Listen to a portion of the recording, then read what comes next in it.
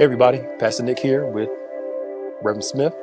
Welcome to our linked couples ministry for this month. We're glad that you all can join us. We hope that you've been enjoying the discussions from the past few months with the Bushes, Grices. I believe we did something, I can't remember, don't ask me. But I'm just glad that you're all here tonight. Please do us a favor and share as we hope to continue to help encourage, edify, lift up the Lord, and also help those to married, engaged, seriously dating, as we talk about relationships and those things. So tonight, I believe we want to discuss, for this one, we're going to probably do part 2 next month, is how to grow and evolve together. One of the things I've noticed about marriage and life, if you're not intentional about growing together, eventually life will separate you. And one of the dilemmas is you can get so caught up in life and so caught up in everything else. Or if one person's seeking to grow and evolve and the other person wants to stay the same, eventually that relationship will start to separate over time. When the goal is get closer and closer and closer and closer and closer. So that's what we're going to talk about tonight. Steps to evolve together, grow together, where the longer you're married, the closer you get. Rather than the longer you're married, the more it's like, oh, that's my wife. Oh, yeah, that's my husband over there. I remember seeing this old couple in the grocery store, and they're all hugged up on each other. They had to be like their 70s or 80s. I'm like, that's what I'm talking about. You could tell there's that same childlike, youthful love that they have. So I'll start it with this. I think I heard somebody say this years ago. Men get married hoping that their wife never changes. A wife will get married hoping that her husband will change. He wants her to stay the same. She gets married hoping that he'll be a better person. I do not think that is the platform to get married because A, people change, life changes. B, some folk are going to choose to stay the same. We don't get married with the hopes of something. I'm trying to say it right. We get married with the reality of the situation of who we're marrying. If that makes sense. But I think we all start off somewhere, and it takes one moment, 20-minute ceremony to make you a team. It takes a lifetime to learn how to work as a team. Yeah. And, you do therapy. She's a therapist, so maybe you can chime in on all the stuff I just kind of said in a circular way. And, what you think about that. Well, first, in reality, there will be change. So I think if you ever go into a situation, period, let alone a marriage or a relationship, with the expectation that either someone is going to completely stay the same or hopes that someone will change, I think that, you could be setting yourself up for failure. There will be change, but there needs to be some kind of continuity and consistency and thread in every relationship that keeps growth.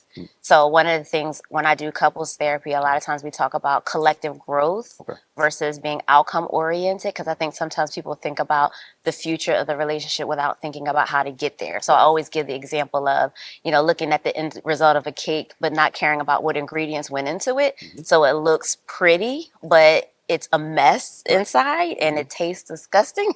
So you always want to make sure that the right ingredients are there. And what helps the relationship evolve is what you put into it from the very beginning. So think about what helps you grow collectively. So I think for us, one of the things that helped us continue to grow is friendship, right? And like that is something from the foundation of our relationship that's always been incredibly important is how you talk and what you talk about and finding safety. And I think any relationship, when you're talking about growth and what helps the relationship continue to evolve, every relationship, I think, needs a thread, whether it's spirituality or prayer, friendship, communication, something that is going to keep the growth and the momentum going from the very beginning.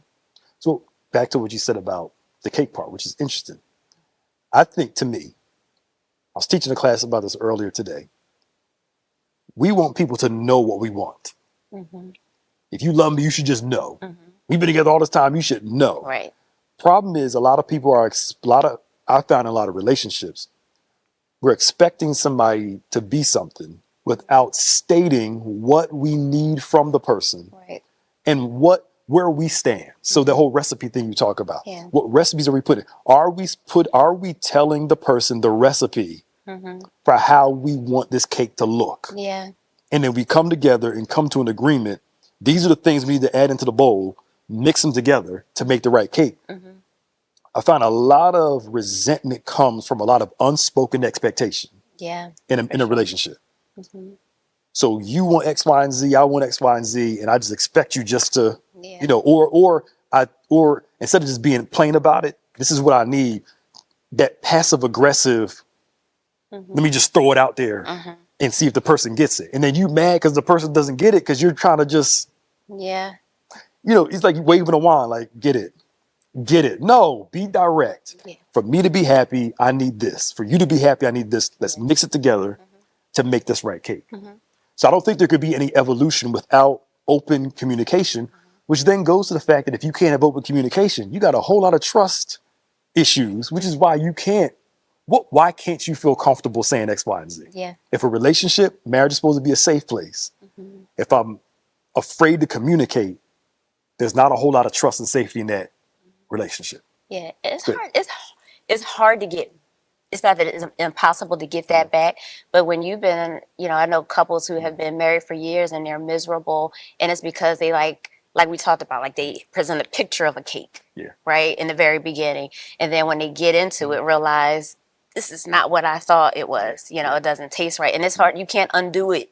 Right. You know, what you kind of made already, but you can relearn, right? So sometimes you got to start completely over, and people are afraid to do that, right? When the trust is not there, it's like throw the cake out, start again, and people are like, I don't want to do that because I remember the old cake, right? And I think sometimes it's hard for people to recreate something, and you have to do that if something is faulty in the relationship. If you want growth, you can have that, but if, like you said, if safety isn't there and the communication isn't there, some people are clueless. Like they want to build something without the right tools and without the right ingredients, and you can't be afraid to address that. So if you need to do therapy, if you need to have the appropriate conversations, you need to have the tools on how to have those conversations effectively, or people just do more and more damage. Right? Like I said 3 eggs, you know, and you're like, and then you're like, I said I like chocolate, you know, and people just go crazy over the most asinine things instead of finding a way to work together. You know, you need 3, fine. Right? Like I need sugar, fine. You know, if that's what master each other's pie, as Bishop taught us, you know, and that's incredibly important. You remember that? Yes. Master each other's pie. Yeah, and I think that's stating this is what I need. Let's come together in agreement and let's make it work. And then learning how to, watch this, y'all, taking those recipes and adjusting them on the fly.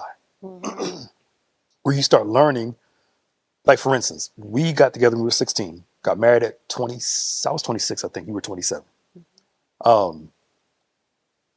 What I liked at 20, I don't necessarily like I used to at 41. And so my recipe was, I still like I still like sugar, but maybe my type of sugar changed. I'm just using that as an example. You know, I like butter, but maybe my type of butter has evolved. And vice versa. And vice versa. And that's okay, because we're not the same people that we were when we were teenagers in our early 20s, or even when we first got married, 26, 27, we're the same person. The core of us is still the same. The basics are still there. Right. It's just at a certain age, you start recognizing more and more what you want, why you want it. And when you get older, you know, certain things entertain you a little different. And again, that goes back to that open conversation and say, here's where I am right now. At this age, we've been together this long. I'm growing, I'm evolving. I like this. At this age in my life, I need this. Like, for example, when you're young, you like a lot of drama. It's exciting. Mystery. When you get older, you want peace, stability, calm. You know, let me know where you are. I'll let you know where I am, so we ain't got to worry about a whole lot of stuff. But be able to spell that out. And watch this. That means you have to learn to adjust to a new normal. Make a different cake. Make a different cake. Normal, like you said, make it different. Normal is relative. I want to go back to the normal before we had kids. It ain't going back to that. You know, you create a new norm. Like you said, make a new cake. And it's okay to do that. Let's break it down. Let's make it better this time. Yeah. I think it's important. I don't know if you have an answer to this, is why it's so difficult for us to do that sometimes in relationships. I think part of it, part of what's important that to me is making sure that individually we're still working on our own stuff, owning our own stuff too. And I think a lot of us bring baggage into relationships that we don't address. And then when it's time to create something with someone else, we hide that, like, I forgot to tell them this was moldy, and we put it in there. Like, I forgot to tell them that this broken, or it was, there's something wrong with it. And we poison the other person with our mess, instead of finding a way, instead of communicating, like, before I put this in there, FYI, this is trauma. Right. I don't know if you need to understand my trauma that's going into this cake. And then when the person has to get a bite of our bitterness, so to speak, then it's like, then it's like, why didn't you tell me that you put that in there? It's like, now I'm finding out the hard way when you blow up on me, and things like that. I think it's just important to have good communication. And that's a part of the foundation, not being afraid to say certain things and let the person know where you are, especially because you do evolve over time. Like, we've made like 13 different cakes. We use it as an example. We've dated 13 different people in the same relationship. We're not the same that we were at 16, 18. I was about to say, I'm like, hold up real quick. Then it makes You know what I mean? Like, because we've been together for so long. like, we've been dating on the side. No, I got it. I'm saying, good. Like, essentially, we've been different people over different time periods, but the thread has been consistent, like friendship, communication, so that if we had to evolve and make changes, we've been able to do that, not without, some errors and mistakes along the way. But I think that as long as the consistency is there with being able to communicate, you make mistakes, you fix it. You communicate about it. Yeah. I think with the song, the closer I get to you, the more you make me see. I think that's what it is. The closer we don't anticipate this in a marriage. It sounds good in fairy tale, but in reality, it's difficult. The closer you get to somebody, the more that person is revealed, and the more you're revealed to that person. And I think sometimes if we don't deal with our own mess, we'll start seeing a part of us being revealed, and then we start holding it back and trying to protect it. The fear of, will this person love me with this, or I feel safe with this person with this, because you can't help it. The closer you get to somebody, the more revelation comes out about that person and about yourself. And that's where that trust and safety kicks in, where if something does come out, like the older you get, the more your childhood issues start to reveal themselves. It's just, psychologists have proven this. I didn't know this till I knew it, but they confirmed it.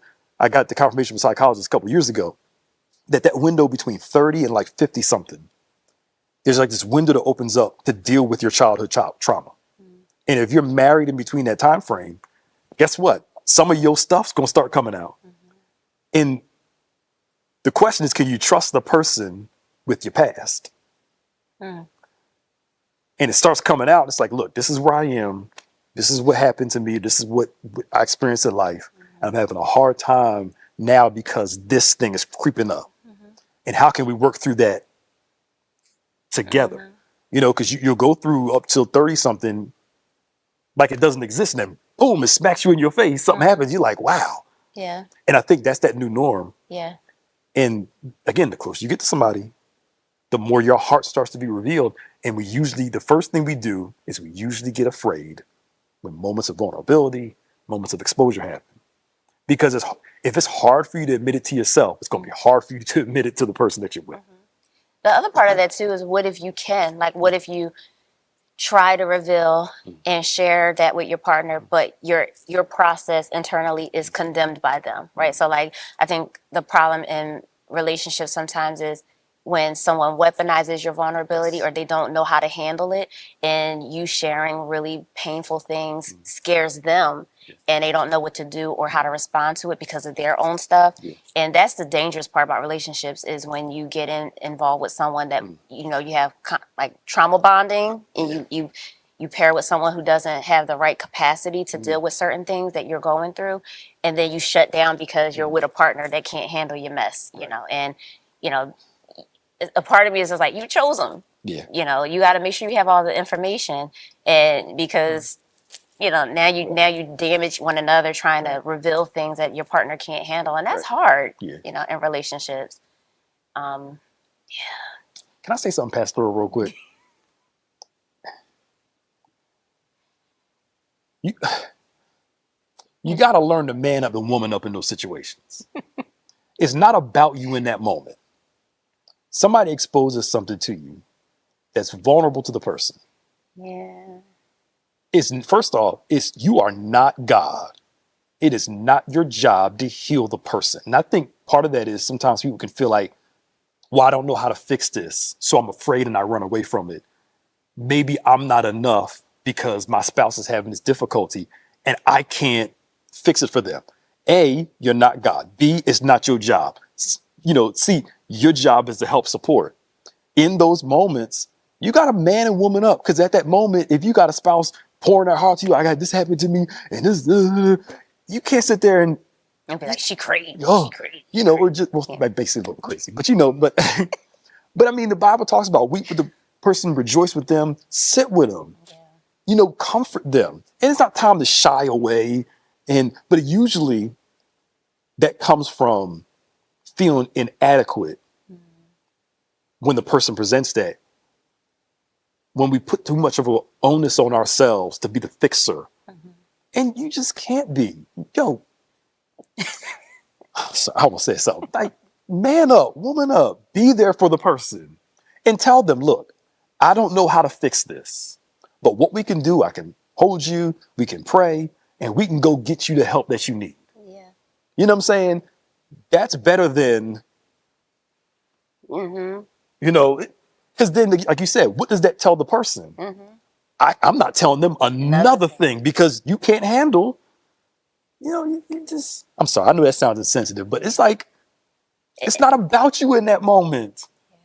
I'm sorry, y'all. Go ahead. That's a good point, though. I think because that's what happens, right? Is we let the person is sharing, and we let our own fears about what they're saying, and maybe we don't know what to do, and maybe sometimes they take it out on us, but we use those opportunities, like it creates a disconnect instead of, like we said, like finding how do we work together, because we. In relationships, sometimes we use those as reasons to pull apart, but it doesn't. When you're married, especially, you don't get the luxury of doing that, unless you want to be miserable. Right. But you have to find a way to communicate about those things appropriately. Yeah. And some people really need more help in order to do that because they just don't have the right resources. Yeah. And that's where counseling comes in. The Lord, spirituality, your pastors, and leadership if you need help having those conversations. But it's just necessary in order to grow. You got to find ways to communicate and grow together. Like collective growth in relationships is incredibly important. Finding what thread binds the relationship together. And most couples have at least one thing they can rely on that will help them, get where they need to be. Yeah. And the other side, pastorally speaking, I think sometimes we have to recognize when a person's not ready for a conversation yet. And you learn to wait for the right moment for the opportunity to present itself to have the conversation. Some of us aren't patient enough to say, okay, my spouse or this person, I can tell, you ask them they're not ready for it yet, and be patient enough until the right moment, and it will present itself. So tell me about so-and-so, so-and-so. Why this? You file it. Why that? Well, it's not that. Well, this happened and you can't deny it. So tell me about what's going on. You know what I'm saying? But I think we have to learn to be patient enough to know that some people just aren't ready to have that conversation yet. If it's not damaging, let's clear a line. If it's not damaging the relationship, then you can wait until, whatever. But if it's damaging it, it's starting to hurt it, or you see it's going to start really hurting, we need to have this conversation while it's small before it gets big. Something Bishop said years ago, I'll never forget it. Good leaders see everything, but say little. You have to know what to put your hand on and what will correct itself on its own. But this goes to the savior syndrome. We got to come in and swoop the person up and save them. Some folk aren't ready for that yet. And when you try to do it, they run away from it rather than you sitting back, observe it. Observe. And then a moment will come up. Let's talk about it. Because if the person doesn't know how to process it yet, they're not going to. It's just the nature of the beast. But I think, that is a big part of, of these conversations, is knowing when to have the conversations, when not to, and etc. Anything else you want to chime in on that? I know. I'm sorry. No, that's it. It just, it's learning to navigate, learn your spouse, and play the long game. Sometimes we want to immediately jump in there and fix it, especially men. We love to be fixers. It's just, you got to come in there and sweep up. And you got to know when, all right, she needs a moment, or even for a woman, because I know y'all love the mother too. He needs a moment and just kind of let him process. I'll be here for you. One of the things that Joe's friend should have did was just sat there with him instead of running their mouth. Yeah. They start getting in trouble when they started talking. If they would have just sat there and shut their mouths and just been there for him, it would have been easier on them in the end. And maybe Joe would have presented the conversation, and then they could have jumped in and chimed in. But I think that's important for any relationship. Yeah. So grow and evolve. Have these conversations. Yeah. Especially those who've been married for a while. It's okay to admit at 25, I like this. But at 45, 50, 60, I really don't like it as much as I used to. You're still doing it, and I appreciate it, but the person's like, what you mean? I thought you loved this. Well, yeah, I was younger then, so of course I loved it. Now, I don't feel like doing it. Yeah. No, like for me now, when the pandemic hit, I'm so used to not going a lot of places. I don't want to go a lot of places. They were like, you want to go out? No, not really. Can we just order in and just? And people be like, you crazy. I'm like, I'm being dead serious. I used to, but now not as much. I'm kind of like, I got spoiled by ordering, just sitting home and watching TV, and not saying everything I just go my way, but you get what I'm trying to say. It's changed. I was talking about somebody else about this last night. Like, it's just personality, like their privacy and a little more secluded stuff. I'm like, I'm the same way. If it's a whole lot of people, it's like, except church, of course. But but people evolve, people change. That's all I'm trying to say, and there's nothing wrong with it. And we evolve with each other. Yeah. All right, I done told y'all too much of my business, but it's just it's good. Of course, but people adjust. That's all I'm trying to say. Adjust. Don't shut down. Yeah. Adjust. Just talk it through, and make it work. Yeah. Work it out. Work it out. All right, y'all. We appreciate y'all for joining us tonight for Pastor Smith, and I'm Pastor Nick. And next month we'll do part 2.